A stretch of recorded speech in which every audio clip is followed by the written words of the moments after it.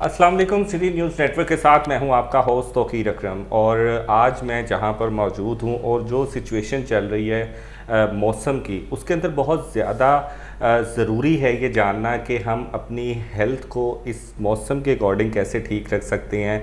हमारी स्किन के जो इश्यूज़ होने लगते हैं उनको कैसे ठीक किया जा सकता है। मानसून का मौसम है, क्या क्या इसके अंदर लोगों को मुश्किलात आती हैं। कुछ ऐसी मिथ्स भी बनी हुई हैं कि खून पानी एक हो जाता है और डाइट प्लान जो हैं वो बहुत ज़्यादा डिस्टर्ब हो जाते हैं। हॉस्पिटल में जो है वो लोगों की लाइनें लग जाती हैं।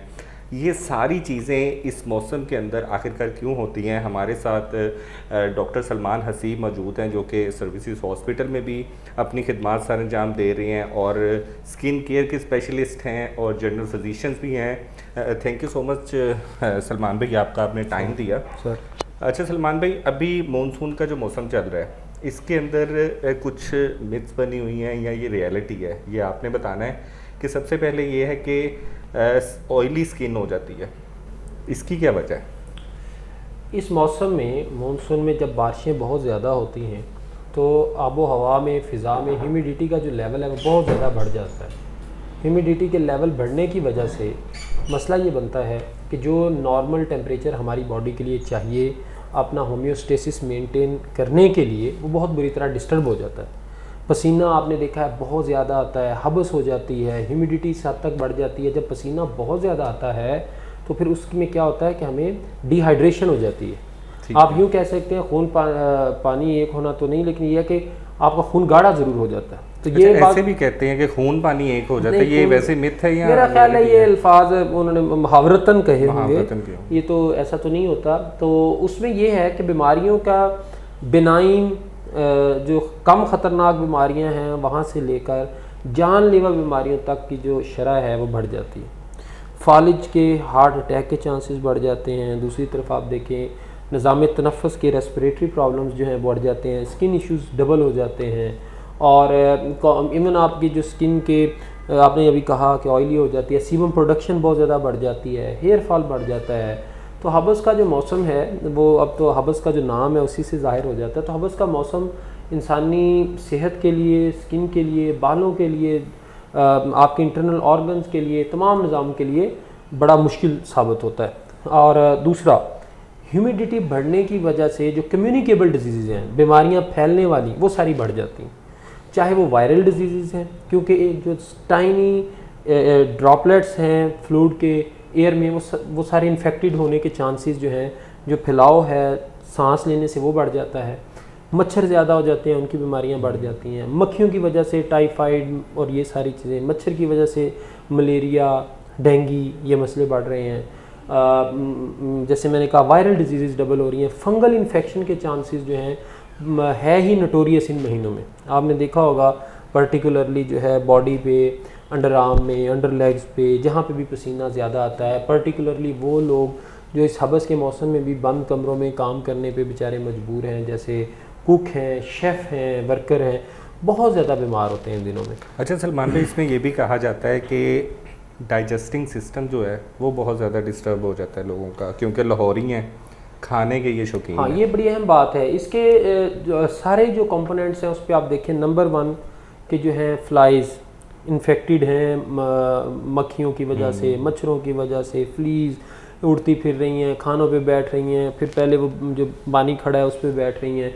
उसकी वजह से जो आप रेडियो से लेके चीज़ें खा रहे हैं, जो ओपन रखी हुई चीज़ें हैं, उनसे एक तो इन्फेक्शन के चांसेस बढ़ जाते हैं, डायरिया बढ़ जाता है, टाइफाइड के चांसेस बढ़ जाते हैं। दूसरा, आपका चूँकि फ्लूइड इम्बैलेंस हो जाता है पसीना आने की वजह से, तो उससे भी आपके तमाम निज़ाम जो हैं वो डिस्टर्ब हो जाते हैं। अच्छा, लाहौरी जो हैं वो नॉर्मली तौर पर तो देसी फूड बड़ा पसंद करती हैं। अब देसी फूड में ज़रूरी बहुत सारी ऐसी जगह हैं जहाँ पर इन चीज़ों का ख्याल भी रखा जाता होगा। पॉइंट ये है कि आप हैवी फूड नहीं ले सकते। नहीं, ऐसा कुछ नहीं है। आप खाना प्रॉपर खा सकते हैं। सिर्फ अफजाने सेहत के जो असूल आप पढ़ा रहे हैं बच्चों को शुरू से, वो सारे पूरे होने चाहिए। अब मसला ये है कि देसी खानों से और जो ढाबों पे पड़े हुए देसी तरीक़ों से दे रहे हैं उनमें फ़र्क है। आपका जो टेम्परेचर है खाने का वो 100 डिग्री के आपको पता ऊपर जाता है तो खाना पकता है। तो ये सारी चीज़ें मैयर रहती हैं।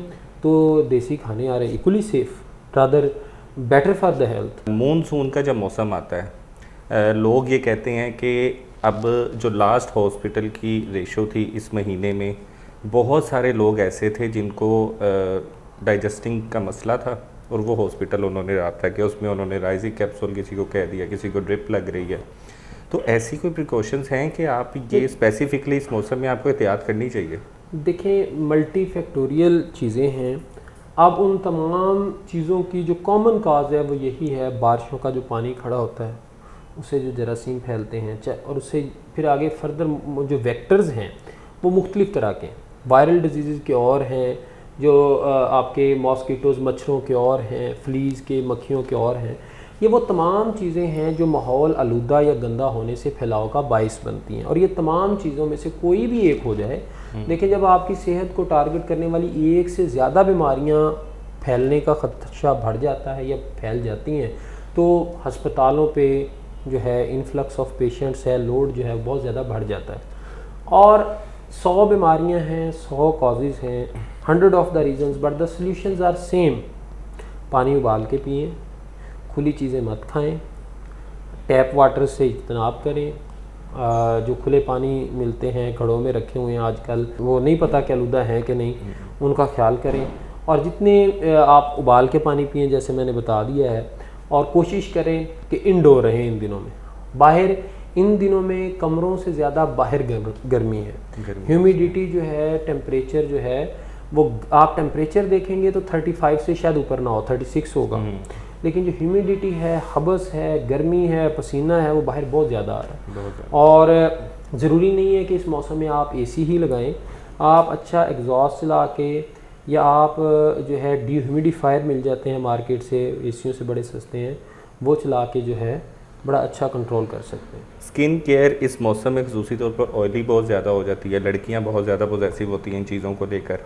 आप एज अ स्पेशलिस्ट क्या आप उनको एहतियाती तदाबीर बताएंगे कि ख़ुसूसी तौर पर लड़कियां और स्पेशली लड़कों के लिए भी, हमें बता दें, चलिए हमें भी कोई देख लें।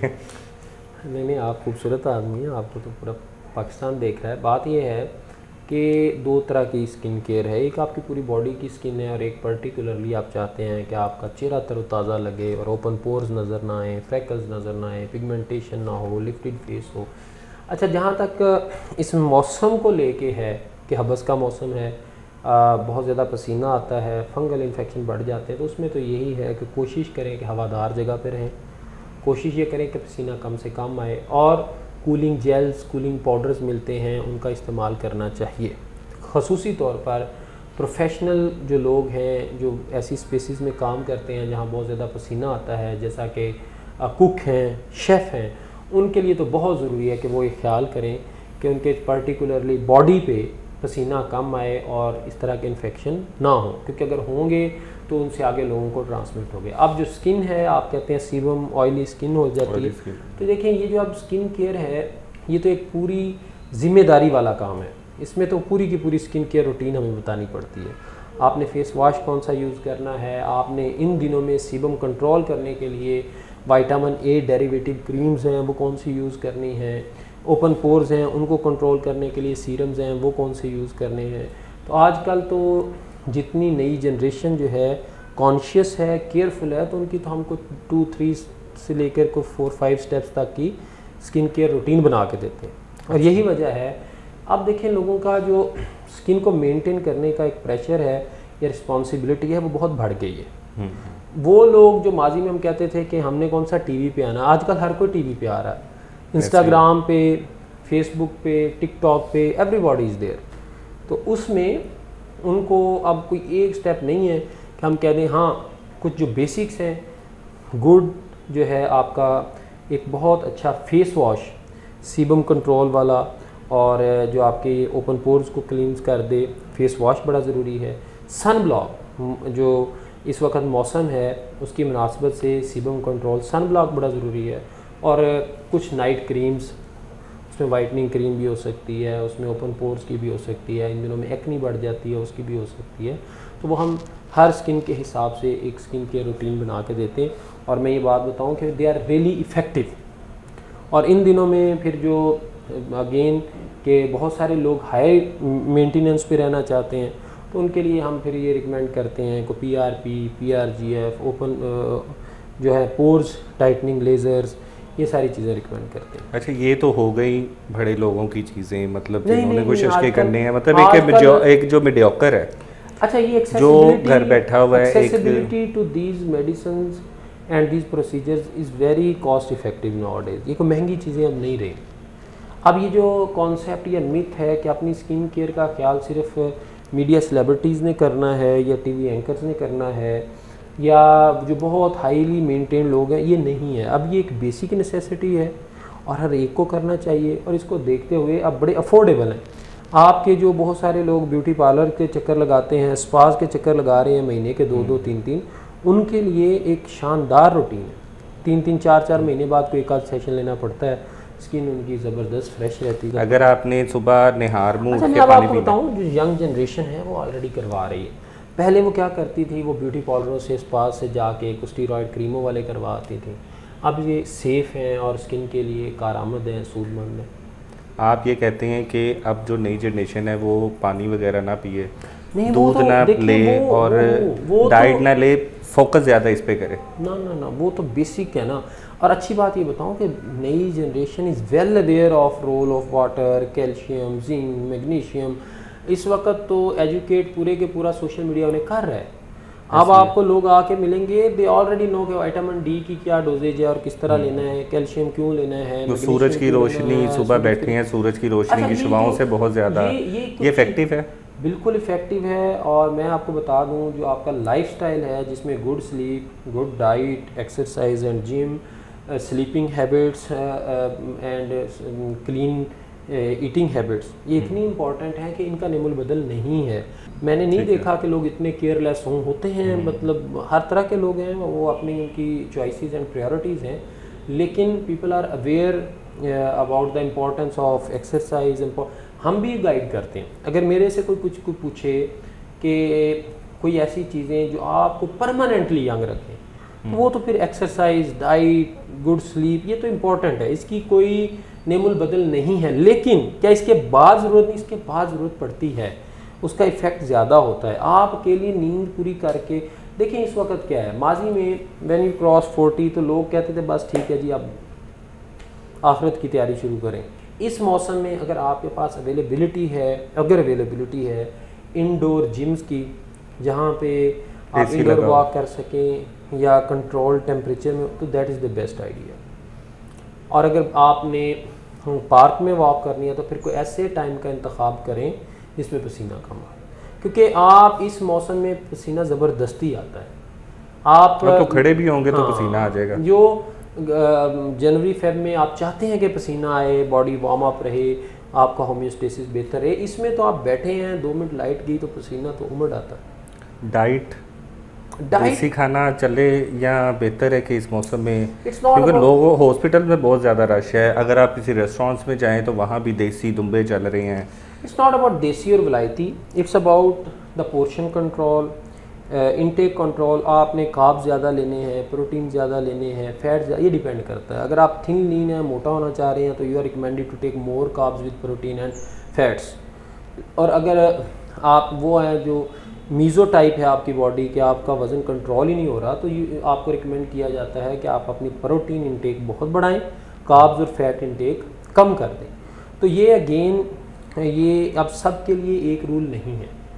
इसमें फिर रिकमेंड हम यही करते हैं, क्योंकि इस वक्त जब साइंस आपको सपोर्ट कर रही है, जब आपको एविडेंस बेस्ड चीज़ें सपोर्ट कर रही हैं, तो ये पर्सन टू पर्सन वेरी करता है।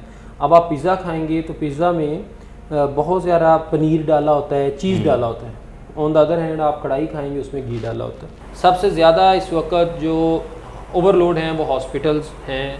किस वजह से? डायरिया की वजह से, गैस्ट्रो की वजह से बच्चे आ रहे हैं, और बाज़ औक़ात बच्चों को इस हद तक डायरिया हो जाता है कि जानलेवा साबित हो, खूनी पेचेस तक लग रहे हैं।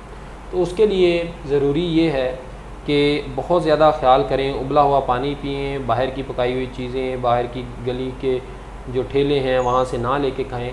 और जो आपके बुज़ुर्ग हैं, ख़ुसूसी तौर पे जिन लोगों को शुगर है, ब्लड प्रेशर के मरीज़ हैं, दिल के मरीज़ हैं पहले से, उनके लिए बहुत ज़्यादा ख्याल करें, क्योंकि खून बहुत ज़्यादा गाढ़ा होता है और चांसेस हो सकते हैं कि उनको दिल के मसाइल पेचीदा हो जाएं, या उनके जो हैं गुर्दों के मसाइल मज़ीद पेचीदा हो जाए खुदा ना खास्ता, तो उनके लिए बड़ी ख़ास ख्याल रखें।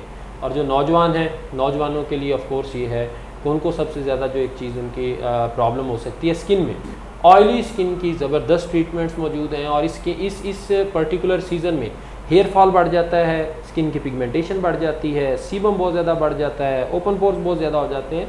तो अब इस वक्त इनके बड़े इफ़ेक्टिव ट्रीटमेंट्स मौजूद हैं, जिससे ना सिर्फ ये कि आप उनको करके ये मौसम आपका ठीक गुजरेगा, बल्कि हर साल में जब भी हबस का मौसम आता है, मानसून आता है, तो जो आपकी एनुअल एजिंग हो रही है उसमें मेन जो इफ़ेक्ट आता है वो इन्हीं महीनों में आता है। आप देखें सर्द इलाकों में रहने वाले लोग हमसे ज़्यादा यंग दिखते हैं, क्योंकि उनको इन मौसम का सामना नहीं करना पड़ता, ये कम टाइम के लिए करना पड़ता है।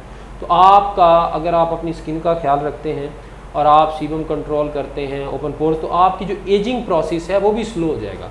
जो उम्र के साथ आपके चेहरे पे एक बड़ापन दिखना शुरू हो जाता है, ओपन पोर्स दिखने शुरू हो जाते हैं, झुर्रियाँ नज़र आ जाती हैं, तो अगर आप अपनी स्किन का ख्याल करते रहें तो आप एक लंबे अरसे तक 40-50 साल तक बड़े यंग दिखाई दे सकते हैं और अपनी उम्र से कम छोटे दिखाई दे सकते हैं। आपने एहतियाती तदाबीर भी सुनी और आपने ये भी सुना कि मानसून के अंदर क्या क्या चीज़ें जो हैं वो अफेक्ट करती हैं, किन किन चीज़ों से परहेज़ करना चाहिए, और ये सारी चीज़ों पर अगर आप अमल करेंगे तो यकीनन ना सिर्फ आप खूबसूरत दिखेंगे और आपको पता भी चलेगा कि ज़िंदगी गुजारने का असल तरीका क्या है।